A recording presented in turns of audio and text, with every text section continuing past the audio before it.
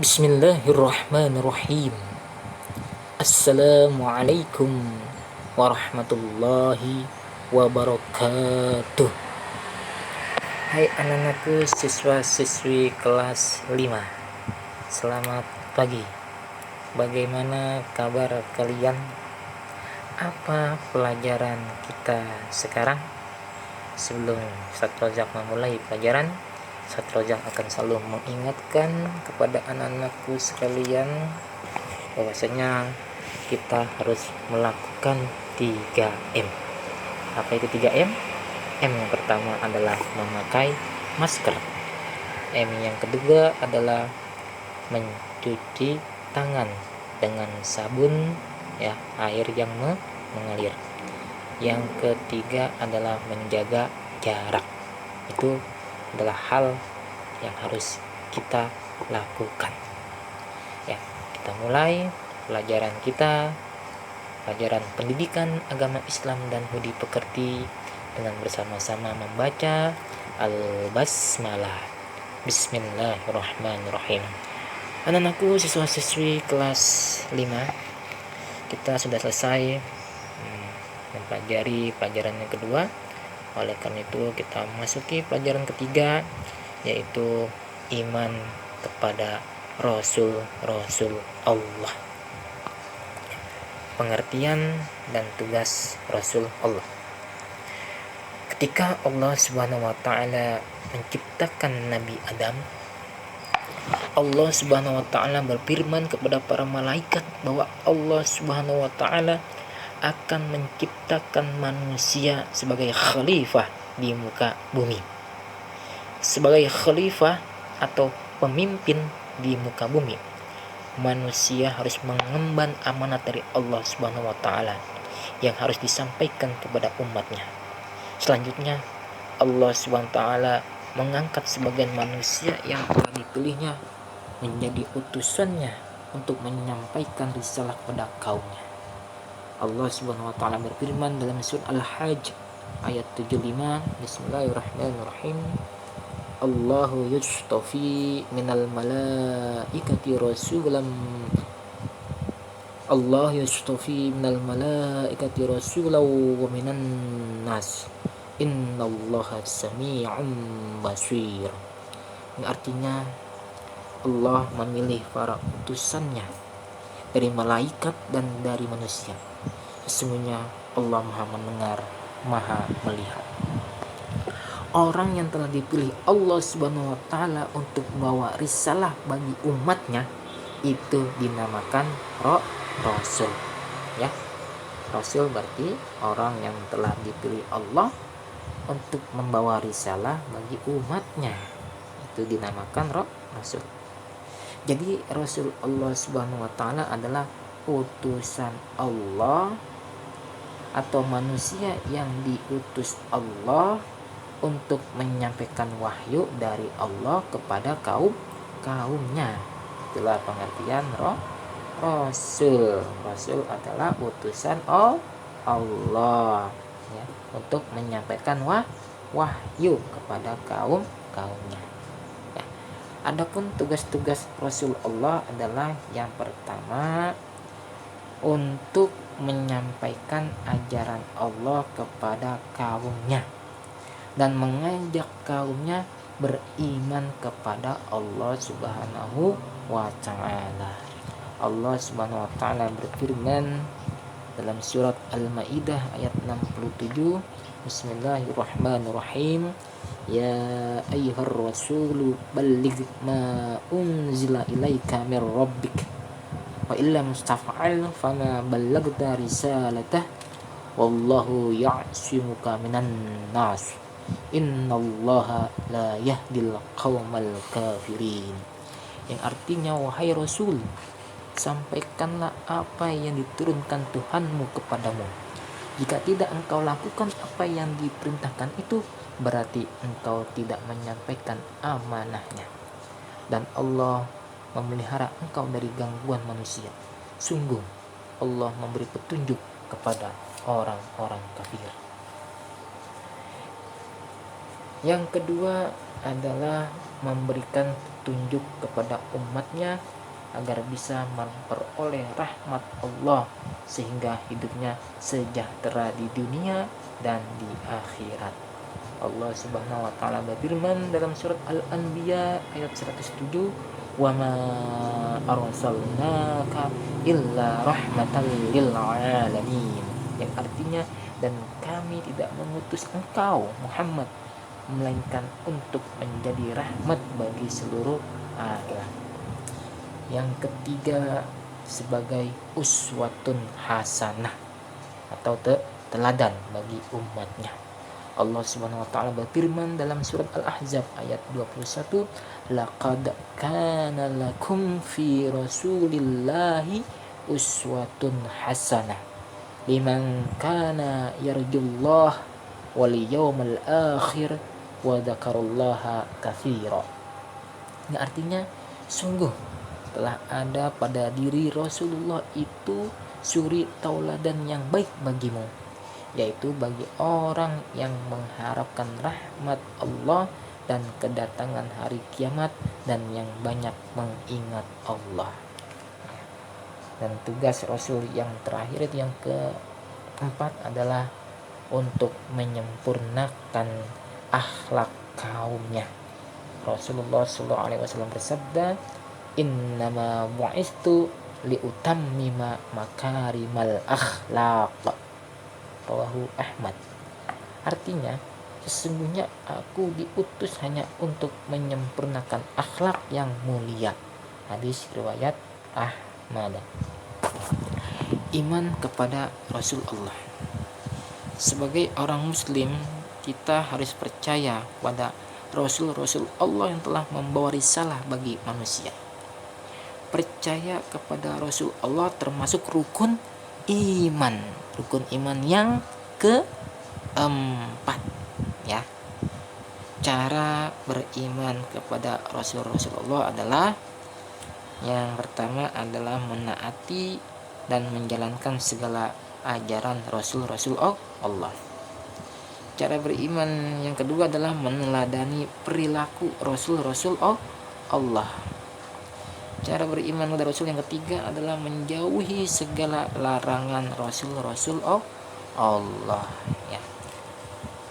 Dengan cara beriman kepada Rasul-Rasul Allah, Allah Subhanahu wa taala berfirman dalam surat An-Nisa ayat 59, Bismillahirrahmanirrahim, "Ya ayyuhalladzina amanu atii'ullaha wa atii'ur rasula wa ulil amri minkum.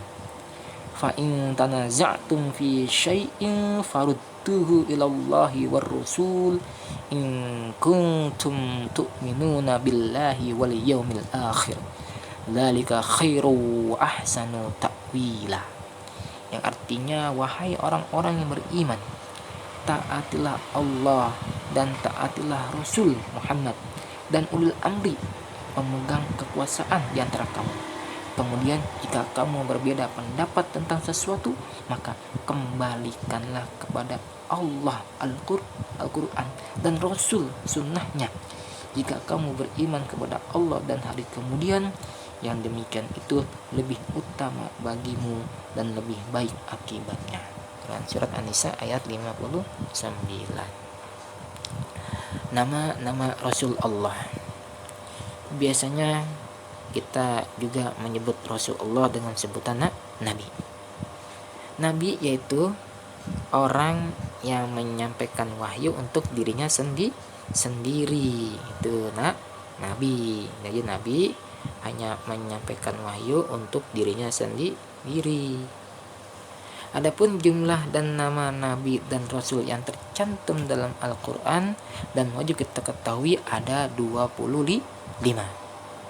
Ke-25 Nabi dan Rasul itu adalah, yang pertama adalah Nabi Adam, yang kedua Nabi Idris, yang ketiga Nabi Nuh, yang keempat Nabi Hud, yang kelima Nabi Soleh, yang keenam Nabi Ibrahim, yang ketujuh Nabi Lut, yang ke-8 Nabi Ismail, yang ke-9 Nabi Ishak, yang ke-10 Nabi Yakub, yang ke-11 Nabi Yusuf, yang ke-12 Nabi Ayub, yang ke-13 Nabi Syuaib, yang ke-14 Nabi Harun, yang ke-15 Nabi Musa, yang ke-16 Nabi Zulkifli, yang ke-17 Nabi Daud, yang ke-18 Nabi Sulaiman, yang ke-19 Nabi Ilyas, yang ke-20 Nabi Ilyasa, yang ke-21 Nabi Yunus, yang ke-22 Nabi Zakaria, yang ke-23 Nabi Yahya, yang ke-24 Nabi Isa, dan yang ke-25 Nabi Muhammad sallallahu alaihi wasallam.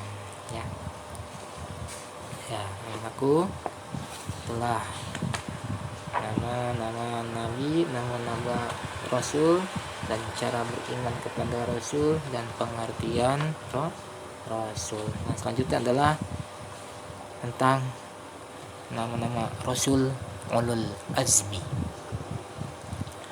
Ulul azmi, kita semua sudah tahu kisah Nabi Ibrahim alaihi salam dalam menyiarkan agama Islam. Dalam berdakwah kepada kaumnya, Nabi Ibrahim alaihissalam melalui rintangan yang sangat berat. Bahkan ayahnya sendiri pun ikut memusuhinya.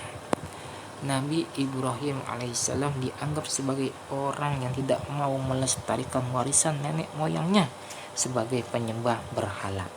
Namun Nabi Ibrahim alaihissalam tidak pernah pantang menyerah dalam berdakwah menyampaikan ajaran Allah Subhanahu wa taala.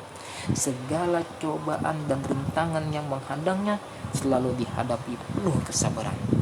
Puncaknya ketika para pengikut Raja Namrud menghukumnya dengan cara membakar dirinya.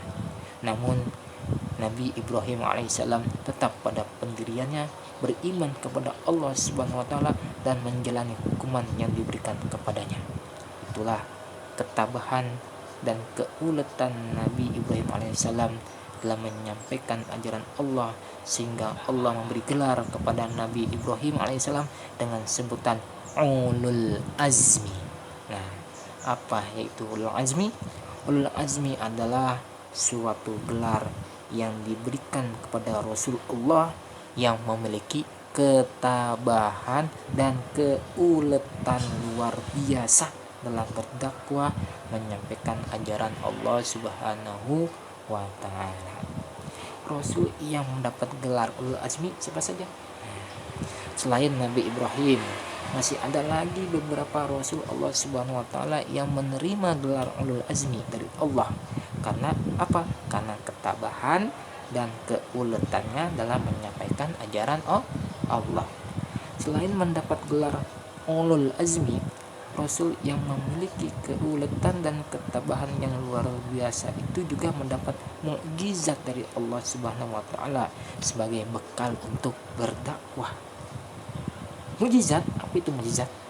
Mukjizat adalah keistimewaan luar biasa yang diberikan Allah Subhanahu wa taala kepada rasul yang tidak dapat ditiru oleh siapapun.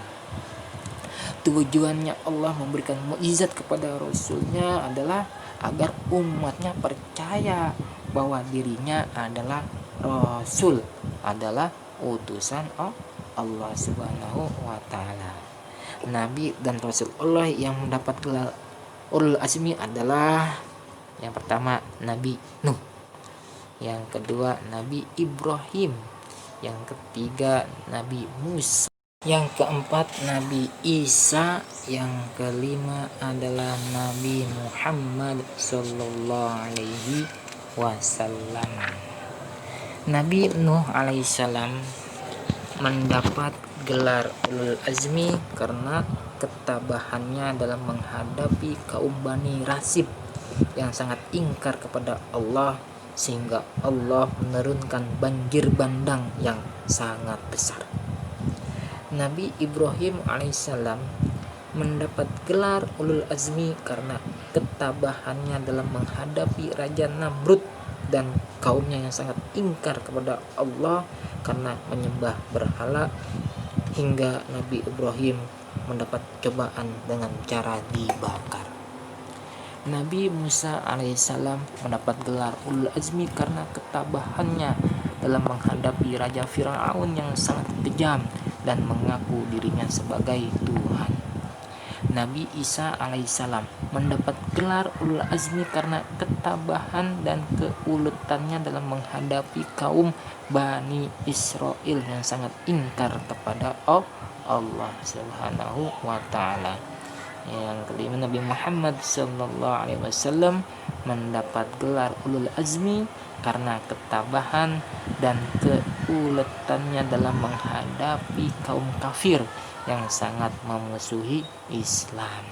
Nah, adapun mukjizat yang diberikan Allah Subhanahu wa taala kepada nabi dan rasul yang menerima ulul azmi adalah Nabi Nuh alaihissalam diberi mukjizat dapat membuat perahu yang amat besar yang dapat memuat orang-orang yang beriman dan hewan-hewan sehingga Nabi Nuh alaihissalam tidak tenggelam dalam banjir bandang yang sangat besar. Nabi Ibrahim, mukjizatnya adalah tidak hangus dibakar oleh Raja Namrud dan pengikut-pengikutnya.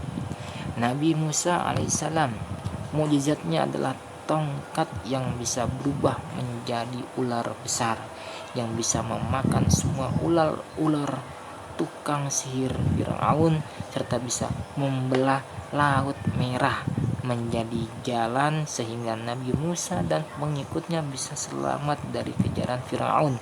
Bahkan Firaun dan pengikutnya tenggelam di laut tersebut. Nabi Isa, mukjizatnya bisa membuat burung hidup dari tanah, dapat menghidupkan orang mati, dapat menyembuhkan penyakit-penyakit bawaan, dan dapat menurunkan hidangan dari langit. Nabi Muhammad sallallahu alaihi wasallam, mukjizatnya dari celah-celah jari tangannya Nabi Muhammad bisa keluar air, dapat membelah bulan tampak menjadi dua, dan mukjizatnya yang paling besar adalah Al-Quran yang merupakan kitab suci paling lengkap dan tetap asli sepanjang zaman. Nah, demikianlah penjelasan mengenai Rasul-Rasul Allah, tugas-tugas Rasul Allah, cara beriman kepada Rasul Allah, ulul azmi, dan 5 Rasul yang dapat gelar dan mukjizatnya. Ya, selesai sudah materi kita pada kesempatan hari ini.